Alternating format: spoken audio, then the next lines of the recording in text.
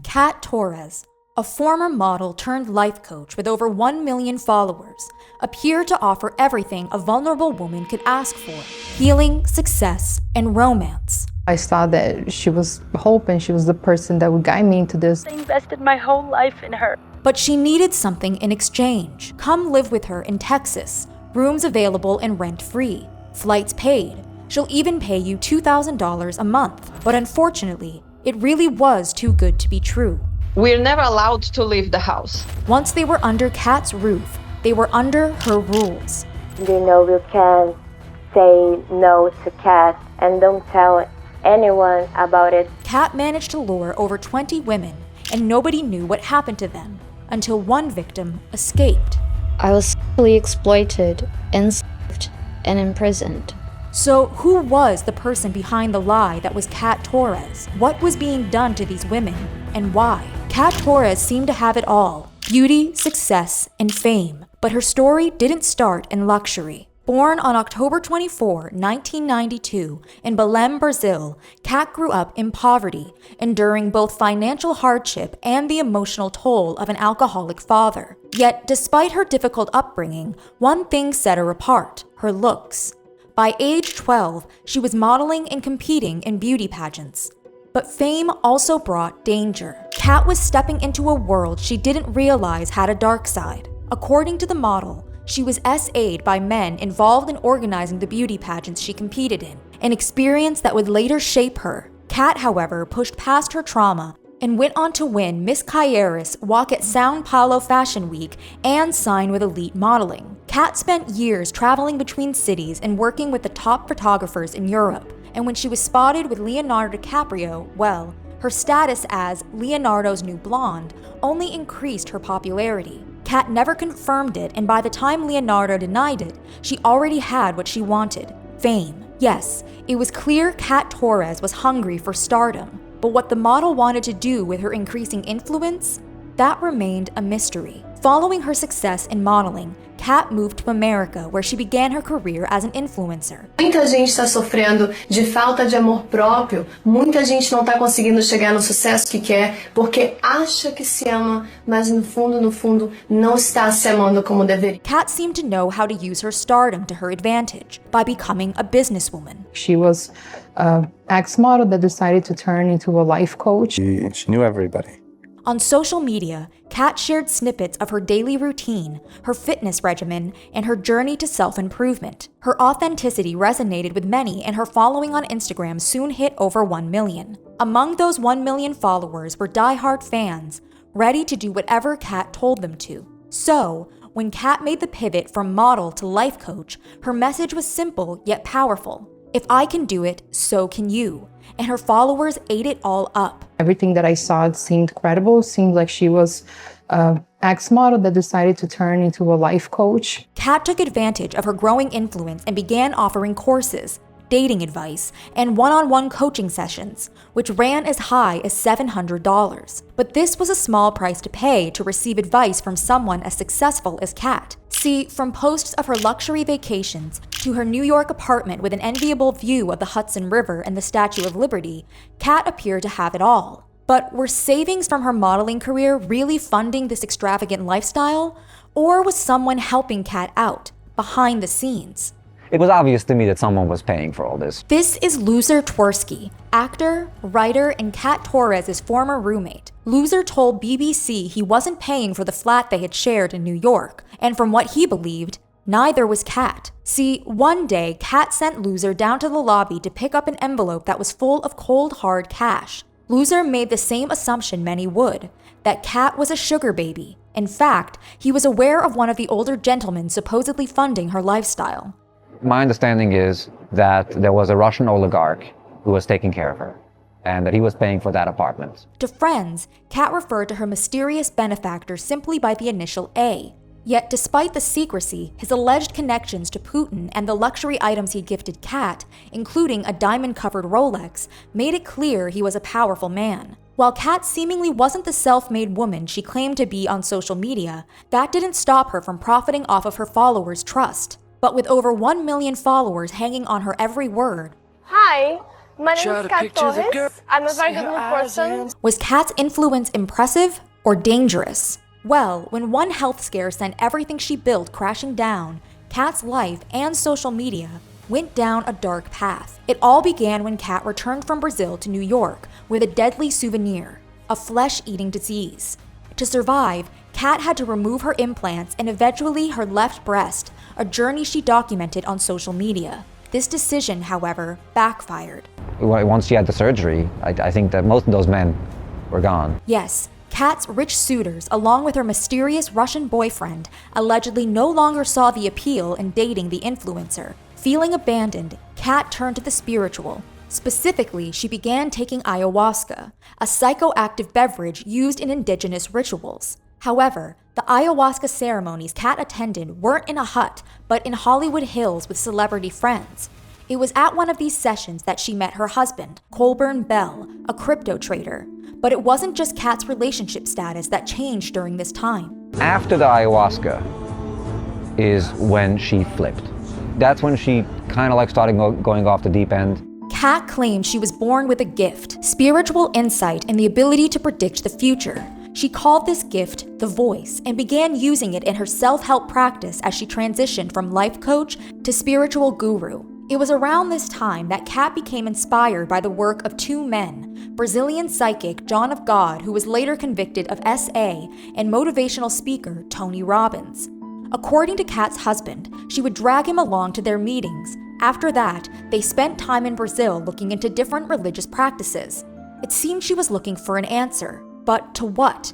At this point, only one thing was clear. Kat was deeply invested in the spiritual, an obsession that would soon tear her marriage apart. Colburn tried to support Kat's social media career, which involved her posting with luxury bags he didn't know how she afforded, tricking hotel workers into letting her into expensive rooms and taking photos like she spent the night there, and even memes. Yes, Kat was the face behind a popular meme in Brazil, something she pushed out anonymously to increase her fame. However, when it came to The Voice and Kat's newfound spirituality, Colburn wasn't sure what he was dealing with. Kat had written a book titled The Voice, which she insisted came to her in a trance. She also talked about hearing voices. Que eu tomo não tem nada a ver com religião, eu não faço parte de religião nenhuma, chama ayahuasca. E eu converso com os anjos, converso com alienígenas também, então são várias vozes. Com alienígenas? Sim. O que eles te falam?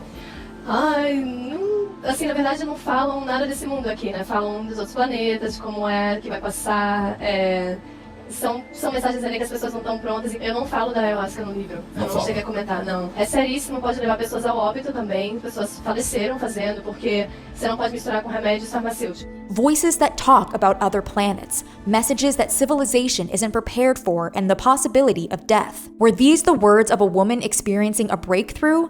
Or the troubling delusions of a woman who wasn't just a danger to herself, but to others? After becoming increasingly aggressive and hostile, Kat's marriage began to fall apart. But then, things took an even stranger turn. One day, Colburn came home to find a woman in their apartment, a woman Kat claimed was now living with them. Her name was Anna. Anna was one of Kat's clients who she persuaded to move from Boston to New York to work for her. Kat told her she would pay her $2,000 a month to look after her pets, as well as cooking and laundry. But Anna quickly learned Kat wasn't the person she presented herself to be online. The house was a mess, the sofas were covered in cat pee, and Kat, well, she was strange. Kat constantly needed someone to talk to, and that meant, even when she took a shower, Anna had to accompany her. The only downtime Anna got was when Kat was out.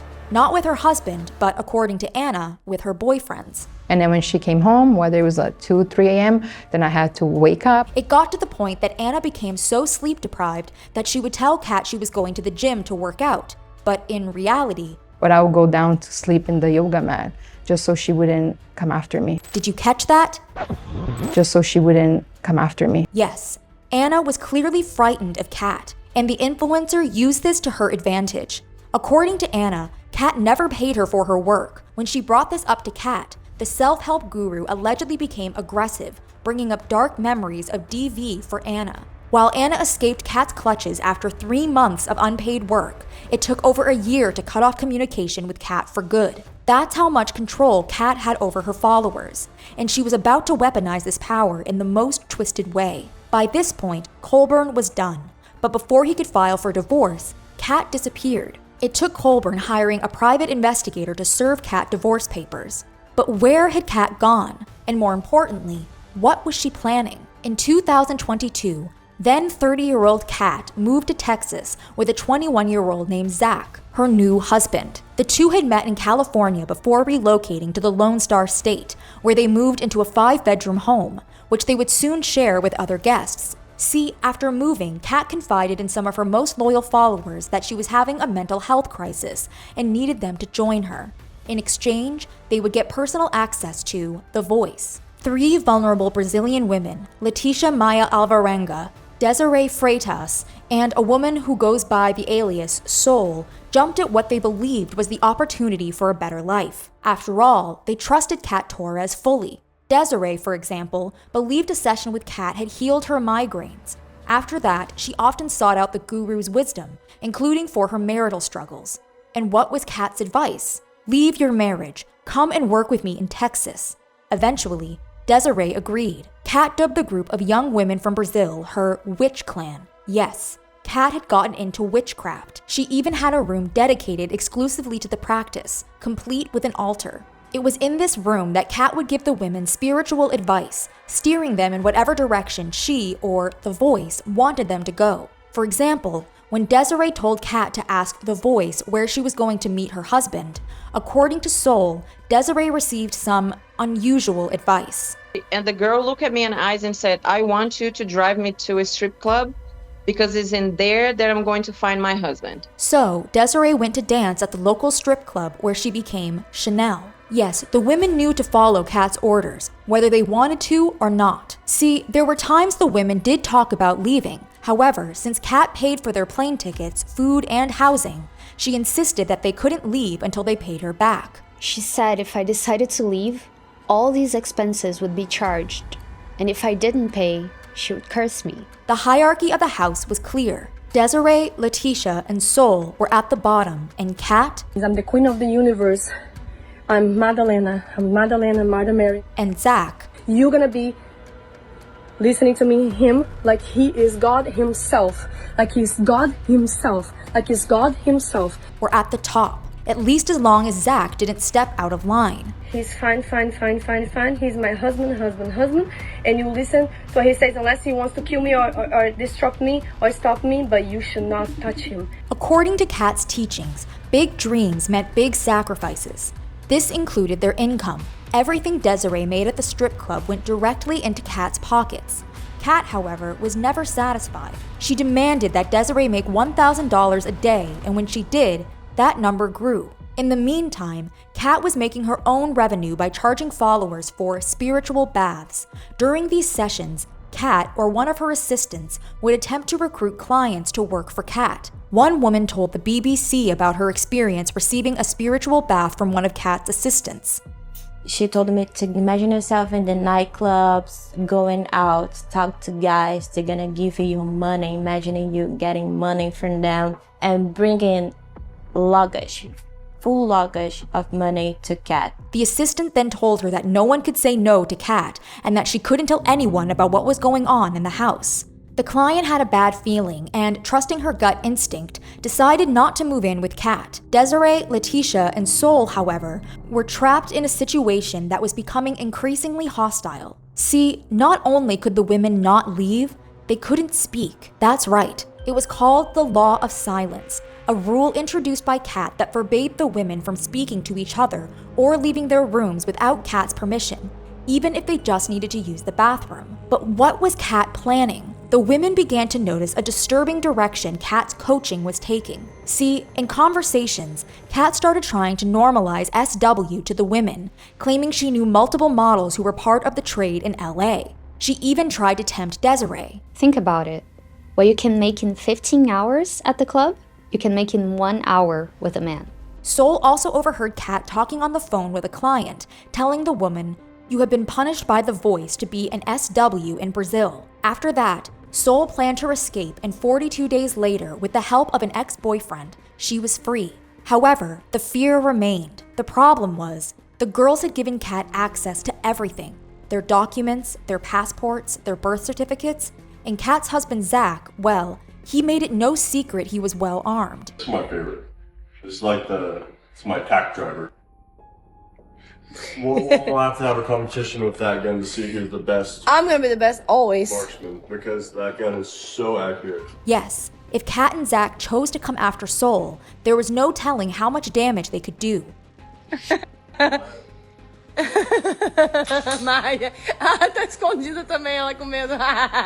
Maia! But at least she was out. The other girls weren't so lucky. Powerless and in Kat's complete control, Desiree eventually agreed to start SW. In Searching Desiree, a book that Desiree wrote following her time with Kat, she recalled her first experience in SW. I charge $1,000. Without even absorbing the situation, that phrase came out of my mouth. It took me a few seconds to understand the real gravity of what I had just done. The customer had already accepted. Desiree began meeting up with men, living under constant fear that she would be arrested, discovered as an illegal immigrant, or even killed, all while continuing to work long hours at the strip club.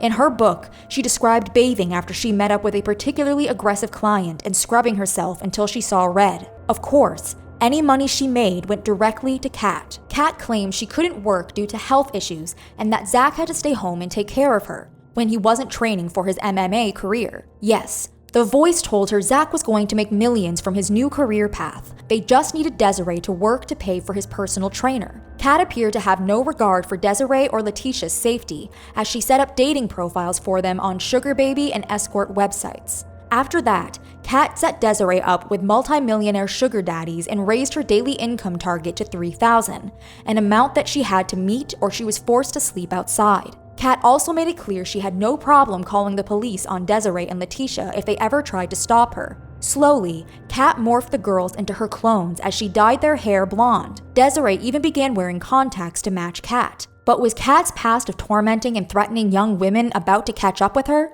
In April 2022, Kat attacked her former assistant Anna in an Instagram post calling her a traitor. "Your skull will be placed in a special place in my home," Kat ominously threatened. I just got really scared. Like I had panic attack and she was demanding all her followers to tag me. She called me a slave in her post. She says that she made my life hell. Following Kat's social media outburst, both Anna and Soul filed police reports. However, their concerns weren't taken seriously. At least, not yet. But over in Brazil, people were worried. In September 2022, after the families of Desiree and Letitia lost contact with the women, missing persons reports were filed. Quickly, the story became front-page news in Brazil, receiving coverage from both journalists. Polícia de imigração teria sido acionada em caso de brasileiras desaparecidas no Texas. And social media users. But Letitia and Desiree weren't the only names circulating the press and social media. So was their guru, Kat Torres. Kat's temper, her delusions, and her shady business practices had the public deeply concerned for the safety of the women who left their home country to live with her. A victim that Kat scammed even came forward to reveal an alarming amount of money the guru allegedly scammed her out of. Quanto que você deu pra ela? Que eu investi em tudo que ela falou. Se eu contar o que eu precisei gastar para voltar para Belém, para minha cidade, né, depois de que ela me deixou sem dinheiro lá no Rio, uns 80 mil. Kat was away on vacation while the rumors about Letitia and Desiree were blowing up. However, that didn't stop the guru from jumping online to defend herself. A única coisa que eu fiz foi dar emprego para as meninas e só, mais nada. E eu falei, vocês vão trabalhar pra mim, se vocês trabalharem digno, se vocês forem digna, o salário de vocês vai ser digno. Elas começaram a fazer muito dinheiro. That's when the story took another bizarre turn. Letitia and Desiree posted their own videos claiming they wanted to live with Kat. And to make their loyalty to their guru clear, they even turned against their families. Yes, according to the women, they had chosen to cut off their loved ones. Letitia even vilified her father, claiming he had mistreated her, an allegation she would later take back. Eu tô gravando esse vídeo pra ordenar que vocês parem de me perseguir, parem de me procurar, parem de perguntar a terceiros sobre o meu paradeiro. Se eu bloqueei todos vocês, tem um motivo. Quer dizer que eu não quero foto nenhum de vocês. A última vez que eu vi eles, eu falei, não me procura mais. To some, this may seem like a resolved case, but to many, something was off. Just like how Kat Torres tricked the women into dancing in SW, was it possible these women were forced to say this? The video had red flags. They spoke about Kat like she wasn't just a godlike figure. Eu vim aqui falar em nome da Kat Torres, porque o mundo corre perigo. A Katy Torres corre perigo. But the only person capable of saving the world. This is with the help of Facebook's CEO and the Russian president. Mark Zuckerberg, Vladimir Putin, eles precisam achar a Katy Torres. Eles precisam achar a Katy Torres e eles precisam salvar o mundo da guerra. Isso vai ser uma destruição.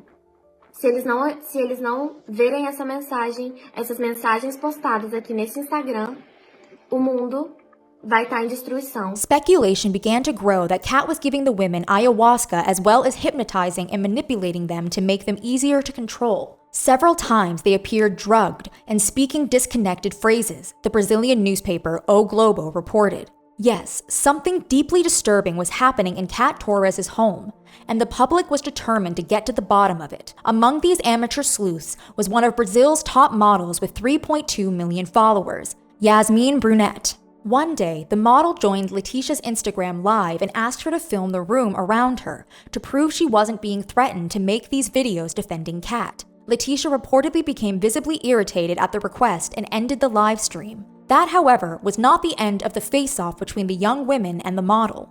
See, Desiree and Letitia went on to accuse Yasmin of a crime that Kat was guilty of. O celular por debaixo da porta do porão pra mim. É verdade tudo que estão falando. A Yasmin Brunet tem esquema de traficar meninas aqui nos Estados Unidos. Eu era super fã dela, eu acreditava em tudo que ela falava, eu achava ela era maravilhosa e ela me prometeu que se eu viesse aqui com ela ia me dar fama e riqueza, e aí tudo isso aconteceu. Me ajudem, pelo amor de Deus, eu não sei mais o que fazer. Ela tem homens armados, ela põe a gente pra fazer programa, e porque eu me recusei, ela me colocou aqui em cativeiro e a gente não consegue me tirar daqui. Não aguento mais ficar aqui, por favor. Yasmin responded to this allegation with a police complaint. I'm going to make a point of showing them that there are indeed laws on the internet that need to be followed, she said on Instagram. Letitia ended up taking back her accusations against Yasmin, giving the following excuse for the slander. Since Yasmin was incriminating Kat, we started incriminating her to see what it's like to be innocent of something and see her life take the course it has, like the three of us have. That's the only way they stopped calling the police on Kat. The police couldn't handle the calls anymore. It's been days of terror. But as it turned out, police were finally starting to take the allegations against Kat seriously. When Letitia and Desiree's escort profiles were dug up, along with Kat's home address, the group fled to Maine. Back in Texas, a number of their belongings were then left on the front lawn, where a neighbor discovered something unsettling. These are voodoo dolls, so that was unusual. He also found dried herbs that clearly weren't meant for cooking. They were good for romance, for health, for this, but 3 of them were also good for exorcisms, which I thought was a little unusual. Unusual was one word for it. The group's attempt to flee, however, didn't stop those Kat had scarred in the past from their relentless pursuit of justice. I started to contact many people to get Kat to be arrested. I did an online report to the FBI exposing everything that I had from Kat, because at that point I saw that she was involved in girls. And of course, Kat didn't take this negative attention lightly. She lashed out at everyone, including her husband's father. When you die, I hope you listen to this, you understand this? Die. Leave me and my family alone. But virtual tirades and curses wouldn't make these problems go away. By this point, the police wanted answers, and they were about to go straight to the source. When Kat was on the road with Letitia and Desiree, a cop called and asked to speak with the girls. Desiree, did you color your hair? Yeah, but a long time. Oh, okay. I guess for some reason I thought it was black. No. No? Oh, okay. My mistake. And how are you liking America so far? Very nice. Everybody treating you kindly? Yes. You're doing well? You're safe and sound? You look like you're doing well. I don't see what the issue is. And again, they came here on their own. They didn't come here for me. They are helping me out, yeah. But I just don't want anything bad to happen to them. The call was an attempt to check whether Letitia and Desiree were being held against their will. The girls, however, were clearly too loyal to Kat to speak out. But something of interest did come from this call with police. and it happened before the conversation even started. Little did Kat know she was being secretly recorded, and the video exposed her uttering threats to the girls to behave. Gente, eles são muito truqueiro. Ele é detetive. Muito cuidado, pelo amor de Deus. Eu vou dar chute daqui em vocês se vocês falarem alguma coisa. Dá grito. Eu não. Following the call, a police officer persuaded Kat to visit the station in Maine with Letitia and Desiree. Once detectives met them in person, the entire charade fell apart. Letitia and Desiree were extremely closed off and distrusting of law enforcement, a worrying sign for detectives considering this behavior was common in victims of trafficking. As for Kat, she wouldn't provide straight answers to simple questions, like what she did for a living or what the girls helped her with. Eventually, authorities discovered Kat was involved in trafficking and exploitation. They recognized Kat was using textbook trafficking tactics, from gaining the trust of these women to financially isolating them. On top of this, they also discovered Kat overstayed her visa. All of this led to her deportation back to Brazil, where she was then arrested. Catiúcia Torres, de 34 anos, agora está presa no Brasil por suspeita de manter pessoas em condições análogas à escravidão. She was charged with human trafficking, slave labor, and medical fraud. Her first trial dealt with Desiree's allegations, and while awaiting the verdict from prison, she gave the BBC an exclusive interview in 2024. But was Kat ready to take responsibility? Or did Kat truly believe she had done nothing wrong? Well, Kat made it clear she was nothing like the other inmates in the prison. I am 1.5 years in jail, in real jail, with real people that committed real crimes. We're talking about people that killed like 10 people, 15 people. As for the supposed real crimes she had committed, according to Kat, there was no truth to the allegations or the testimony provided by over 20 of her supposed victims in court. When I was seeing the people testifying, they were saying so many lies that at one point I couldn't stop laughing. In fact, the evidence against her was so unbelievable to Kat that she assumed she'd be in prison for no more than 20 days. But 2 years later, there she was. Why is the judge keeping you in prison if you because don't deserve to be here? Because the people are saying that I am a problem outside, that I can take the minds of the people and change them. But that's what Kat couldn't understand. Was she a fraud, or was she a master manipulator? People are saying I am a fake guru, but at the same time, they're also saying that I'm so real and so dangerous. It was clear how Kat preferred to see herself. She is a danger to society because she can change people's mind with her words. She can too. Can you? Can I? You tell me, can I?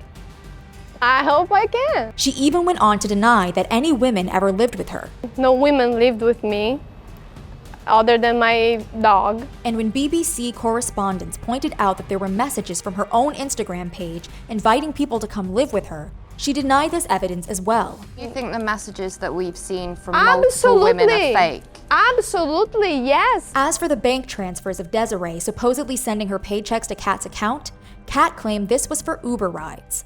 I have seen some Uber receipts that was like $3,000, $4,000 per month. She also denied that she was behind the post about Anna's skull or that Anna ever worked for her or lived with her at all. Kat then made it clear that she didn't believe any of her former clients who claimed they suffered from PTSD after their experiences with her. I have to say they are absolutely ridiculous and that they need to run back to their parents. According to Kat, her advice was just as perfect as she was. So there is people that are born with no talents. And there are people that are born with all talents. I think it's me. When asked if she took any accountability for the allegations against her, Kat responded, 0. Instead, she maintained that she didn't deserve to be in prison. You choose to believe whatever you choose to believe. I can tell you I'm Jesus, and you can see Jesus or you can see the devil, that's it. But when the interview ended, it was the devil in Kat that came out. Olha lá, hein? Você vai descobrir se eu tenho poder ou não depois. O que vai armar? Então ameaça? I didn't like her. Yes, Kat was caught on camera threatening a reporter, and while Kat believed she was innocent, the judge was not convinced. In the end, the guru was sentenced to 8 years for the human trafficking and slavery of Desiree. Her disturbing interview along with the short sentence caused outrage. Her sentence of 8 years in prison is a joke. Her lack of remorse should qualify her to never be released. Human trafficking should get you life in prison, no parole. You stay in prison for the rest of your life, no exceptions. Others highlighted a real conversation about social media's impact on society. Kids should be taught in school that idolizing strangers is wrong. Here's the tip: she didn't turn into a narcissistic monster. People followed her because she already was. Society really needs to adjust what it values in people.